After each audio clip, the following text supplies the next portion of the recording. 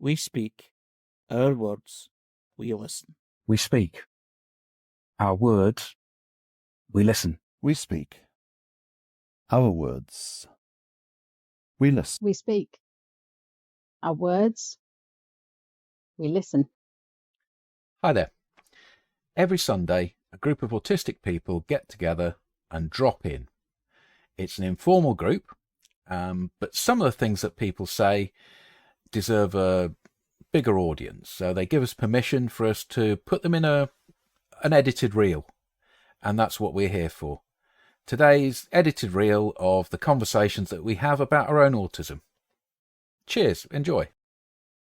Hello. Hi there.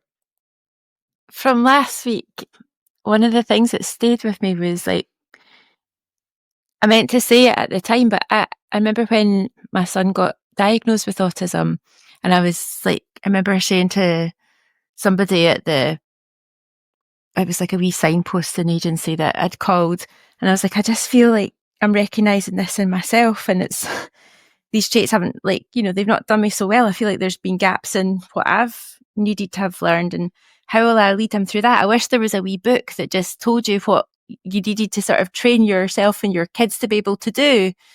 And she was like, well, funnily enough, we've made a wee booklet about that. And I wonder, this was a resource specific to that organisation, but it was so helpful. I'm about to get ambushed by children. Hang on. Okay, it's safe. But this book had a look for it, and it was really cool because it had basic necessities that you need to learn, and then it had intermediate and then advanced, and I was able to look through it and specifically see some of the areas that I'd only managed to get to intermediate level at, that had left me feeling a little bit maybe left me a bit vulnerable in the world. So I think there are such resources exist, and I kind of feel like I know, speaking for myself, and I just sometimes feel like if I can learn a strategy to do something, I can manage quite a lot. It just doesn't come intuitively. Sometimes it doesn't come intuitively. Others, it really does. Yeah. I'm wondering how the levels were gauged. And of course, strategies are good. They're useful. Yeah, I was at this point I was more at that.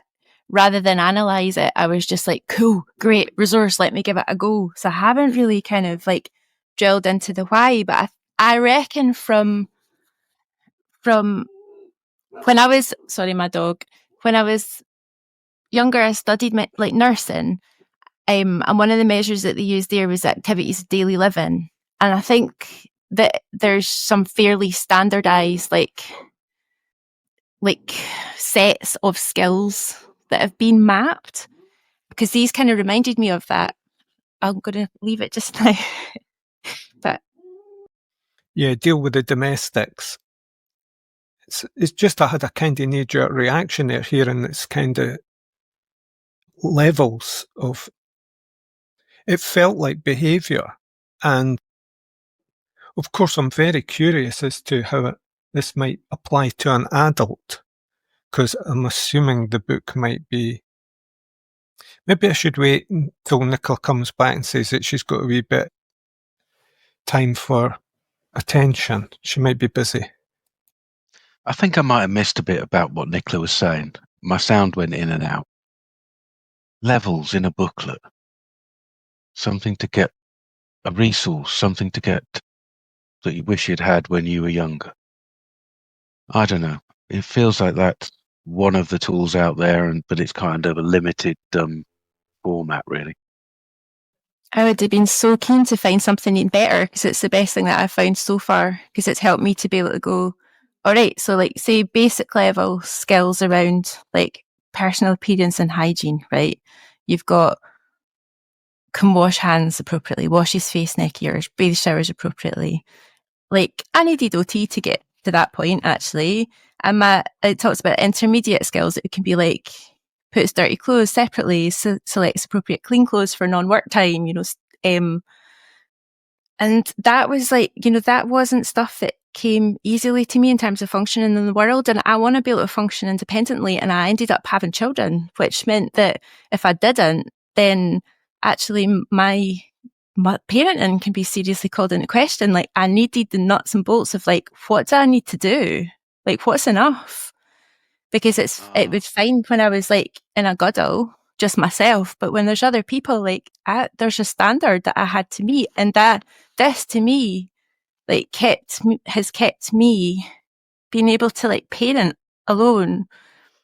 And I wouldn't have had it. I don't have any better tools than this. And then it's like when it talks about advanced skills, selects appropriate clothes for warm, cold weather. I got caught out with that so much until like I was probably late 30s, like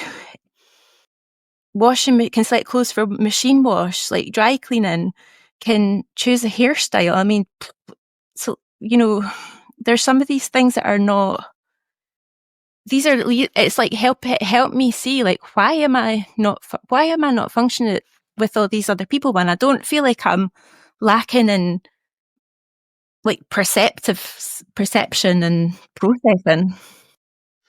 So it's a bit like a toolkit of skills that almost like a training program or a checklist to make sure, are these things that we've picked up from somewhere? Are these skills that have either been passed on to us by a parent or carers, and I suppose there we go to the whole thing that an awful lot of autistic people don't have an adult that is passing on these skills. A lot of people in care, a lot of people in institutionalized environments. Yeah, I'm starting to get where you're coming from here now, Nicola. Oh, I don't know if you know it, Lucy, but your microphone's open, so we're being able to hear you, tutting or whatever. Yeah, it didn't so much give me the toolkit, but it gave me the kind of like, almost like a tool, which was the ability to break stuff down. Like for me, I need to break my tasks down quite a lot to be able to do them, like, and find ways to sort of stack them as well. So these are kind of, the booklets all call it developing skills for independent like living. And I don't know, I feel like when I found something that I wasn't managing to do, it made it a lot easier for me to go and then find a resource, whether that's like being an online resource, like I don't know, like there's quite a few like things that I found online, but then I've been able to find this stuff in my community. And, you know, I think people have sometimes asked me like how I've met some of my other neurodivergent friends. And I suppose it's like, it's been through like seeking out that support and like being around the other people who have been receiving that support. And adult learning at our schools has been quite helpful as well around here for that. And I guess it's like, I think one of the things that could be hard to deal with is like, it's with the spiky profile stuff, because like I've got a first class, like honours degree, but I still needed like masses of help with some other skills that really like sideline my life. And yeah, I had to sort of probably swallow like pride almost to start to accept that help. But it's been worth it, because like my life is a bit like, it's much less of just chaos. Did you find life skills easy to adopt and learn? No, taken me years, like, and still, it's only like, I kind of look back and I'm like, oh, I'm doing a lot better now. But it's kind of, it still doesn't feel like it until I kind of reflect on looking back. But I'm getting there slowly, and I feel a bit more hopeful. I used to feel really, really defeated by these struggles. Do you feel you resist it, or it's not natural for you? I mean, I totally respect why you need it, you know? Yeah, like I think that my default is like to like really, really deeply daydream a lot and not manage my stuff, avoid things, be in denial a lot about what's actually happening. And so it's taken, like it's taken a lot, because it's not my default, but it's in a way, it's like, it's a choice that I've made to do this in a way, because I could just give up and be like, oh, I just can't handle being a mum, do you know, which would have been an option, but I didn't choose to do that. And so I feel like I've had to kind of find ways to function. I think at the back of this, what we're talking about is success, Nicola. Parenting is enormous. Parenting two people is enormous. And parenting two people as a single parent is another version of enormous on top of that. And then if we add the neurodivergence in, I recognise an awful lot of what you say about feeling that there's block on doing things, but this is such a story of success. Where you are now is a real story of success. It's not going to be easy because you're still a fucking parent, and it's not going to get easy until they show an awful lot more independence than they are at the moment. I was speaking with my own daughter, who in her 30s today. Oh, I'm so relieved you said it does get easier, because I'm really worried that you're going to say it never gets any better. I was just like, oh, crap. No, it's lovely, you know, but it goes through really intense phases of you think you just not, you feel for periods of time as though you're fucking it up, you know, and a lot of the time it's to do with tiredness. A lot of the time it's to do with the amount of stuff happening all at once, and tiny little things can sort of knock you off course. I think it is a challenge if you're neurodivergent, being a parent, particularly if you're a single parent. Does it get better? Yes. Yeah. Every bit of groundwork every bit of things that you're doing now that are helping your kids to communicate with you primarily, because you are their communications portal to the rest of the world very much at the moment. So the more you've got that you're communicating where you and they understand each other, that is a real big foundation of groundwork for everything that comes. It just makes everything after it easier. And you know, the impression I get is that you're slamming that.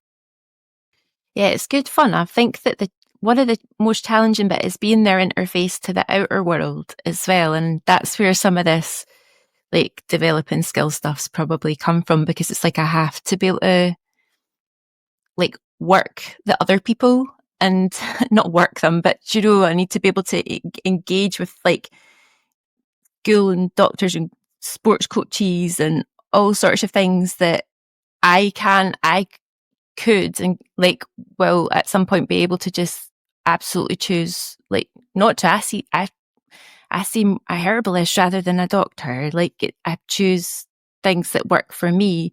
But with parenting, there's been just, like, especially single parenting, there's been a lot more of a kind of engagement with life than I would have chosen. But I think I'm quite grateful for it, because there's been some really, there's been some really upsides to that.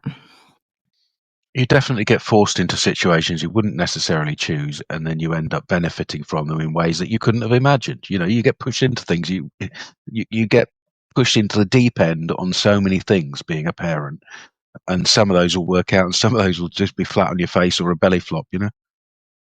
One thing that's helped is I do feel like I carry a little bit of clown energy with me, and I always have. And like, so, like, I've the faux pas that have happened, like, I kind of feel a wee bit immune to, like, that. Like, I can laugh at myself and I can cope with being laughed at. Laughed at. And yeah, the clown thing helps. That's been a lot with me this week. I wonder if that resonates with other people, sometimes feeling you have little archetypes that help you. Well, definitely. I mean, we've covered that slightly in the conversations that we had when I was abroad. That use of clowning, that use of the purposeful outside mask, but also it being an actual part of you, a release. The clown it starts potentially as a mask, but it is also part of your personality in the end of it. My wife uses it, always has, as a little girl and all the way up. My daughter definitely has. And yeah, what would you want to do with this? Would you want to make this a kind of slot on Autistic Radio? With like a structure, or just keeping it open as is? Yeah, structure. I was thinking, make it in the same way that you had a leaflet, maybe even, start by just going through the leaflet and doing it as an audio thing. I was just looking at the leaflet and thinking, oh, this one's quite interesting because it had advanced and exceptional levels of like interpersonal skills. And advanced is like, has some ability to resolve conflicts with others, and exceptional, able to deal with bullying. Like that's like a advanced skill, but these, I don't know, it's like, they're all learnable as well. Obviously that's like a lot of work, but it's almost like working on your avatar. Yeah, working on your avatar, working on your shell, your outside facing persona, the superpower, the superhero that you put up as a proxy for yourself, your avatar. Yeah. I was meaning the kind of like the part, how there's like, I want to change myself. Like it's a strange, there's object and subject and stuff there. But just in terms of like, I'm kind of joking about the avatar, but it's the same. It's like you're learning skills. I just feel like, I don't know. I feel like our brains are really plastic and have like a capacity, but like I can't work them very much at a time. But over like huge, big, long periods of time, maybe like years, these things can shift. And I'm not saying we're doing it for, the system, but you were doing it because like it's interesting, like to learn about, like I felt bullied, like when I remember just feeling like completely like useless and hopeless about bullying, like as a younger person. And now like it's, you start to learn it's got a bit of a pattern to it. And then you realise like people have been trying to spell out these patterns in different ways for ages. I don't know about a slot, and I'm not trying to evangelise by saying this. I'm just saying like, this is something that came up for me. I was thinking about how that wee booklet helped me out quite a lot. And it was like developing skills for independent living, a flexible guide. And I just thought that was kind of cool. Like I could, if I'm quite happy just to get to like a, basic level in something, and that's great. If I want to get on to like intermediate, like I'm like, right, okay. Try and find one here. It's like an intermediate one. Yeah. I get where you're coming from. Select appropriate footwear for different occasions. I've got one pair of shoes. It could be a self-help conversational expansion from us to like personal experience that works for us that other people might want to share in. Almost like people who've got older and found a way around things just pass on the information down the line.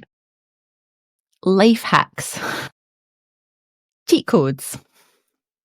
Cheat codes, life hacks. Yeah, they're the kind of metaphors, aren't they? So this is not particularly for neurodivergent people. If it's got anything to do with Autistic Radio, it has. I'm trying to get an idea of who the book is aimed at, particularly. Anyone?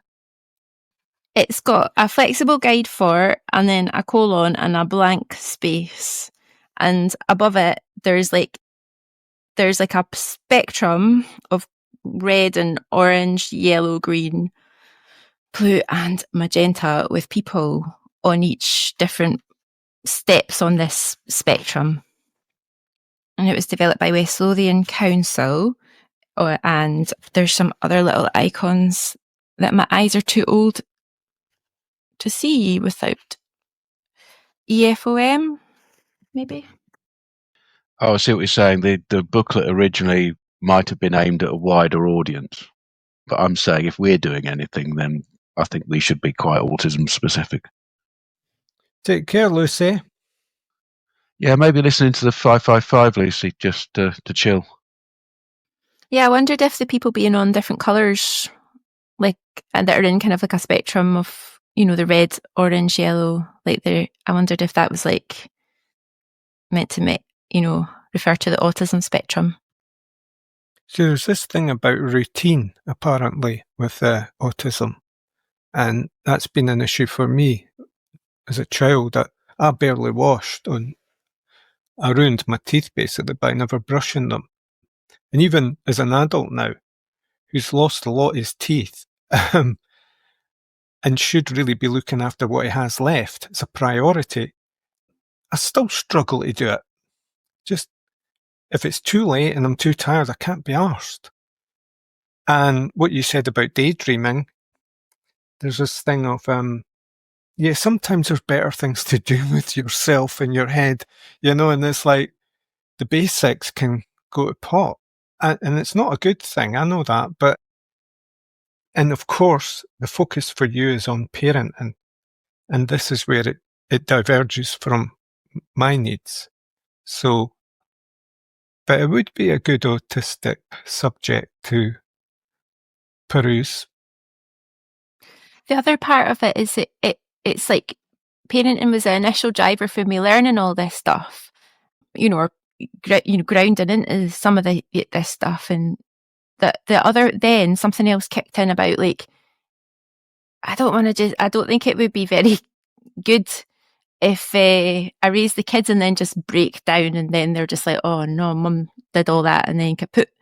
And so I thought I better try and keep myself in good condition as I get older. And I started to think I would quite like to be able to get, you know, some degree of like, you know, use some of the energy I've got once the kids are like independent to work. Like I really want to like have my own income, and I don't want it to be like a horrible like job like I've had in the past. No offense to, but they don't know who I like anyway. But I just need to be able to keep that stuff. So it's kind of I've got a couple of reasons, and I think that's helped. The other thing I'd say with the toothpaste is we found blue raspberry toothpaste, which completely transformed my son's life. And I quite like the spicy cinnamon euthymol one, but mint, nah, wouldn't be doing that. It's doing it that's the problem. I don't mind toothpaste. Sometimes I think I'm afraid of water to a certain extent, or I dislike it.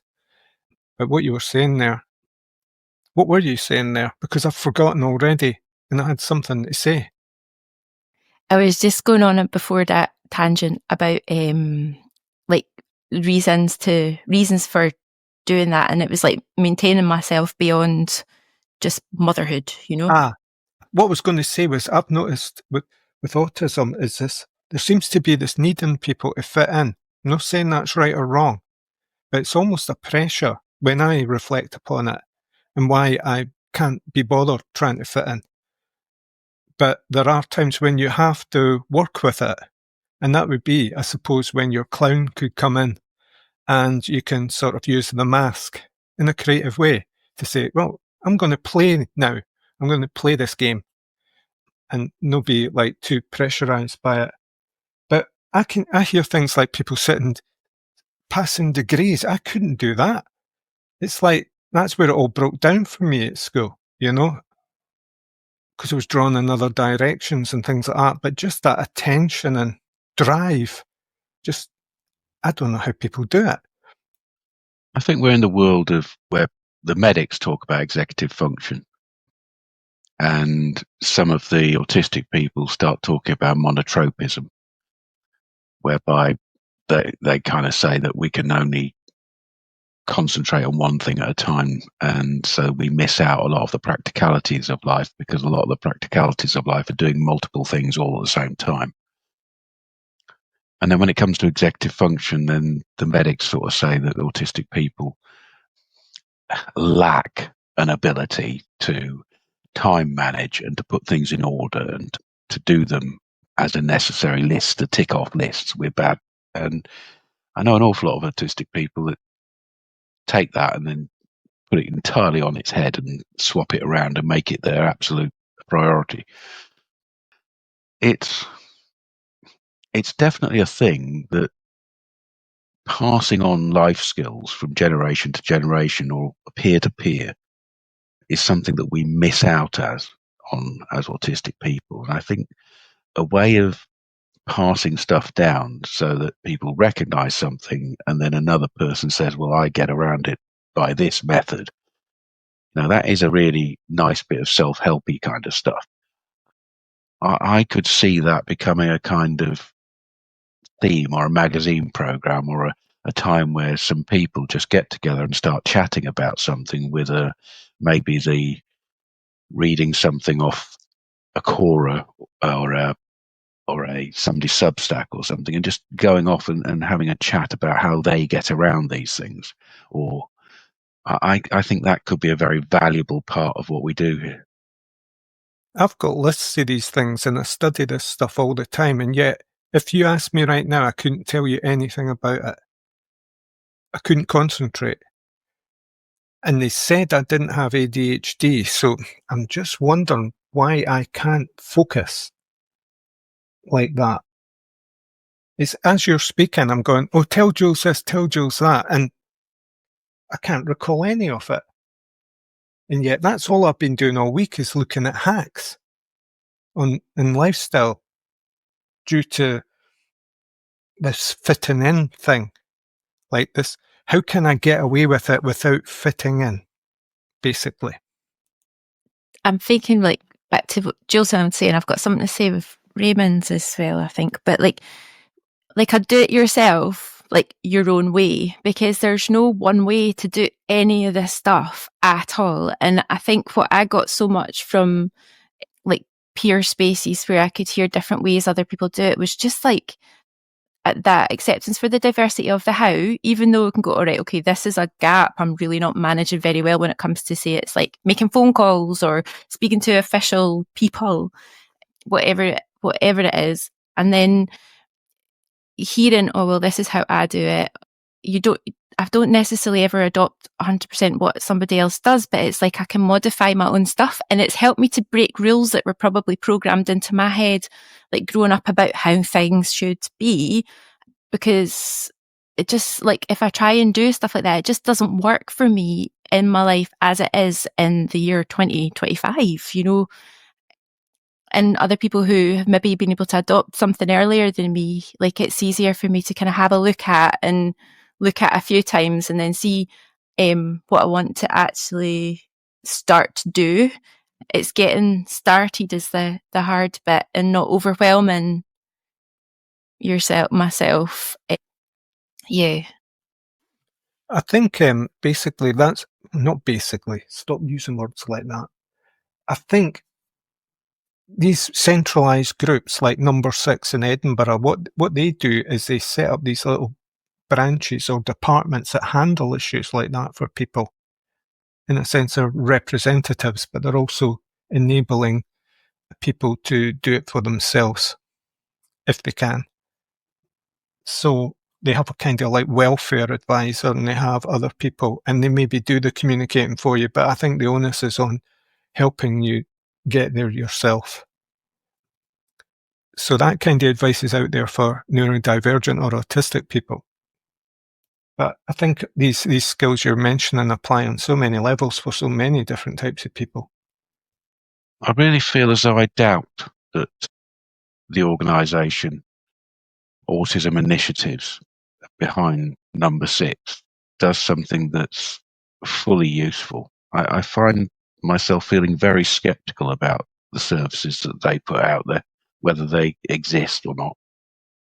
Yeah, for me, it wasn't through any autism services that I started to get the peer support spaces that I'm part of now. Kind of had to make them, and I feel like it's like still at such an early age, but it's spreading, and I feel like it's similar to, it's kind of like what we're doing here with these conversations. Were the spaces you made virtual and online, or in the community? Both. I have an in-person peer support space. It started out as a support group that we kind of took over as a peer support group, went autonomous, and then started to kind of grow. So now we kind of have, instead of 1 meeting a week, we have 3, and we do like we've been kind of amassing free learnings that we've been able to take advantage of, like say through like the Scottish Government, how to run a co-op, things like that. And then another day we're sharing there's the Scottish Recovery Network's got like a package of peer support training that you can deliver. So we've been doing that within ourselves and then we plan to kind of keep going with that so that we can kind of seed more of this, because we just find that actually everybody's got we calculated like how many years have you struggled, and I think we calculated like 150 between a small group of us, and then if you kind of calculate all the life experience, so that's like so much in the room that you can kind of start to share. And then you start to have like a bit of a local map, and also like a bit of a virtual map, because you can share like, oh, there's this virtual like online resource that's quite helpful. So yeah, the Scottish Recovery Network's a good place to have a look for that. And yeah, there's peer support training available online through the University of the Highlands and Islands. It's like guided by somebody with their own lived experience too. So that's what I would recommend. There's your magazine right there, Jules. She's got it going. It's like, I've noticed this in community activism, and it kind of reflects on what Jules said earlier about the centralised groups. When you get these established standard groups, if the experience is even slightly negative, you kind of want to look for a way to do it yourself and get into some kind of rhizomatic kind of offshoot. Sometimes working within it. And I think ultimately the ultimate hack is to work within the system. Yeah, because I want the mainstream to be an amazing place, like a big broad stream where we're like doing good stuff. And that's what like community is about, like having libraries and like public swimming pools and like good educational like resources and like fun arty stuff. I think that's where the clown comes in. You see it all as absurd, any kind of oppositional thing and any kind of standard, and you go, let's be flexible, let's be open. And the way to get there, I think, within it is to just have a laugh at how absurd it is sometimes. For me, the most good that can be done is definitely in the way that Nicola's described, that punk attitude. We'll do it ourselves, we'll start it, we'll do it cheap, we'll design it ourselves for ourselves, and we'll bring in whatever resources we can that have been already put out there and make use of them. And we will, almost like putting a cover together, that you're cutting bits out of this and bits out of that and sticking it together and making it some kind of Frankenstein that works. And that to me is where all the progress is going to be. At the moment, there's an absolute crash happening in the way autism services are delivered. It's absolutely not possible for people to get the funding for the services that they're already entitled to under the previous system. It's just not going to happen. So there's all kinds of political mess out there. The way for me is to bypass all of that shit and to do it as grassroots, as radical, as revolutionary. And we're not alone in this sort of like situation. PTSD, like services for people recovering from trauma, are not, giving people the healing. They're not accessible just the same way as we complain about autism services as well. And it's like peer support and recovery in that sense is so important. And then there's so much crossover there. I do stuff in a mixed space where I sometimes feel like the fact that I'm autistic and I'm willing to I've been also willing to put myself like out there and be almost a bit of a pioneer, because I'll go into like a new space that I want to make a connection with and be awkward and like just deal with it so that then I can bring the others on board after it's something that I can do. And I feel like typically autistic being a pioneer, I have to say, yeah. Nicola. But I think the people who say, let's look over the other side of the range of mountains to see whether there's better grazing, they're the autistic people. That's you.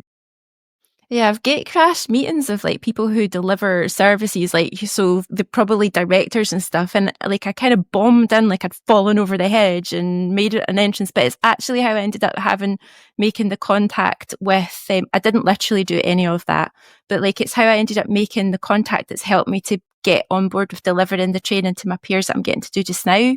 And it was like I just went along, was quiet, and then when I got to the questions I was like, I kind of think I'm lost, but this is what I'm looking for, and people were fine that I was there. It was like advertised to the public anyway.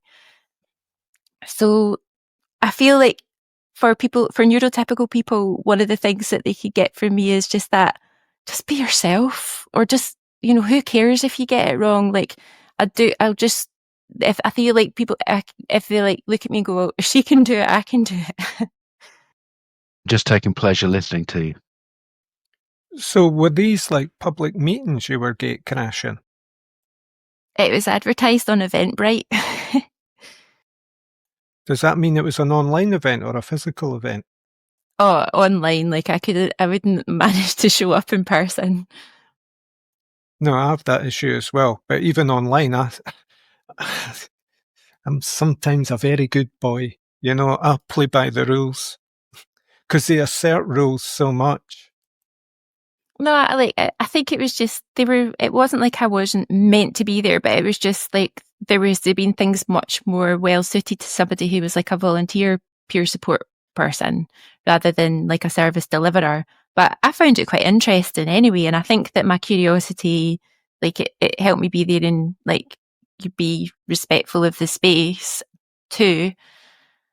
But yeah, in the real life spaces, like I feel like I can be a wee bit conspicuous, like, and I think that's where people get the more, well, if she can do that, I can do that thing.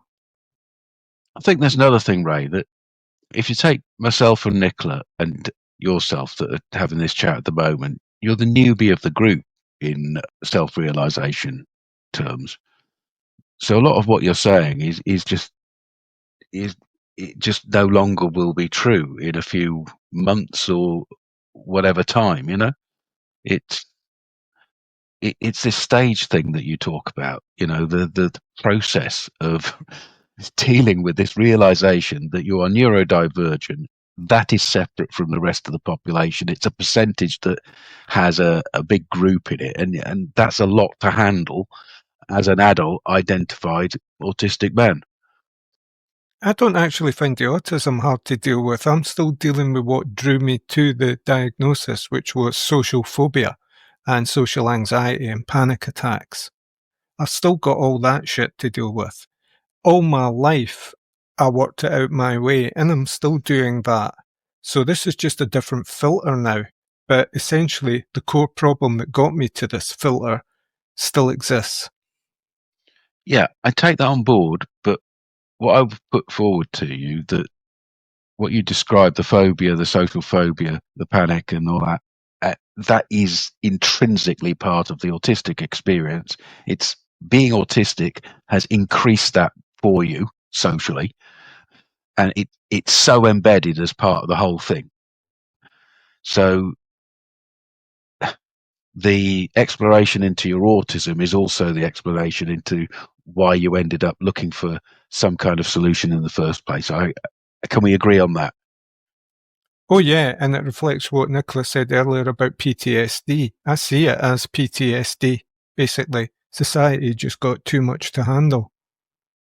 That is a reasonable way of expressing it. A lot of people, if they listen to this they will see that, they will recognize that in themselves, that this is a trauma response in lots of ways. And it always is going to be for people who have lived not knowing about autism or anything about it, living as a neurodivergent person within neurotypical societies. It's going to leave a mark on you. But I'd like to assert something positive as well. It opens up the door to pursue and explore alternatives. And that's what my life's always been about. Now it's prioritised. And I think that reflects something Nicola was saying earlier. And you yourself, when you focus on the do-it-yourself techniques, is we find our own ways. And these ways should exist. Hallelujah to that, brother. It's 5:44 now, so our drop-in hour is finished, and thank you to all the people who have texted, and also to the people who have put their voices to this that are going to allow us to put some of those words out into the podcast. If you join us here at the 444, your voice isn't recorded, your text isn't recorded, but the people here have given permission so that it's an example for others. See you again, always reliably, Sunday, 4:44 p.m. Cheers, guys.